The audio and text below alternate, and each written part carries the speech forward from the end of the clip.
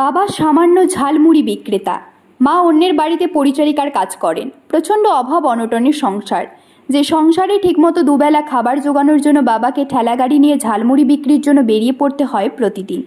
সেই অভাব সংসার থেকে সারেগামাপায়ের মঞ্চ মাতিয়ে দিচ্ছে কলকাতার কালিকাপুরের মেয়ে, যে মেয়েটার ছোটবেলায় নিজেদের বাড়ির ঠিকানা দিতে গেলেই শুনতে হতো, ও সেই বাজারের পাশে একটা ঘনবসতি মতো ওই জায়গাটা না। অবশ্য সময়ের সাথে জায়গার অনেক পরিবর্তন হয়েছে, ভালো হয়েছে, কিন্তু আজকে যার পরিচয় এই কালিকাপুর জায়গাটির পরিচিতি বাড়ছে, একসময় সেই কালিকাপুরের মানুষরাই তার কদর করতো না। হিন্দিতে একটা কথা আছে, ঘর কা মুরগি ডাল বরাবর। ঠিক সেরকমই ছিল পাড়ার লোকেদের কাছে এই ছোট্ট মেয়েটি। কোনো সচ্ছল পরিবারের মেয়ে কিংবা ছেলে হারমোনিয়াম নিয়ে গান করলে ওই ছোট্ট মেয়েটি তার পাশে গিয়ে বসে থাকতো, তার গান শেষ হলে হারমোনিয়ামটা নিয়ে সেও একটু তার পাশে বসে রেয়াজ করে নেবে বলে। কিন্তু দুঃখের বিষয়, সেই হারমোনিয়াম সুস্মিতার হাতে গেলে খারাপ হয়ে যাবে ভেবে সেটা আর সুস্মিতাকে দেয়নি অনেকেই।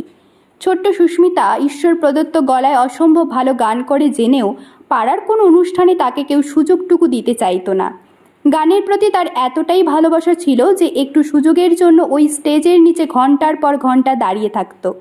বড় হওয়ার সাথে সাথে ঈশ্বর প্রদত্ত কণ্ঠ আর বাবা মায়ের আশীর্বাদে বাউল শিশুশিল্পী সারিতে কিছুটা জায়গা করে নিয়েছিল সুস্মিতা।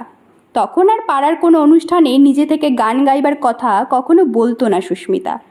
অনুষ্ঠান পরিচালকরাই বাবা জয়দেব সরকারকে বলে কয়ে সুস্মিতাকে মঞ্চে নিয়ে আসার ব্যবস্থা করত। এভাবেই ছোট্ট সুস্মিতা হাজারো বঞ্চনার জবাব দিয়েছিল।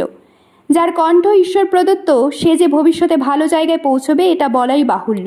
সারেগামাপা 2024-এর অডিশন, গ্র্যান্ড অডিশন পেরিয়ে মূল মঞ্চের প্রতিটি পর্বে সুস্মিতার করা পারফরমেন্স তাক লাগিয়ে দিয়েছে জি বাংলা সারেগামাপায়ের বিচারক থেকে দর্শক প্রত্যেককে।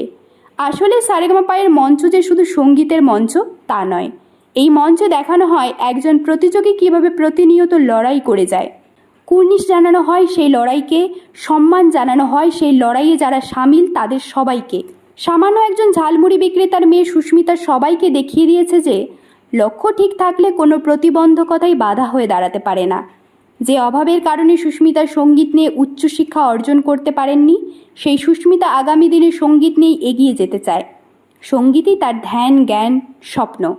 একটা সময় সারেগামাপায়ের শো সঞ্চালক আবির চ্যাটার্জির শ্বশুরবাড়িতেও পরিচারিকার কাজ করত সুস্মিতার মা।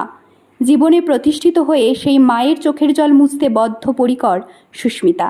এরকম তথ্যমূলক ও অনুপ্রেরণামূলক ভিডিও পেতে আপনারা ফলো করবেন আমাদের একমাত্র ফেসবুক পেজ দ্য বংস প্রেস এবং সাবস্ক্রাইব করবেন ইউটিউব চ্যানেল দ্য বংস প্রেস।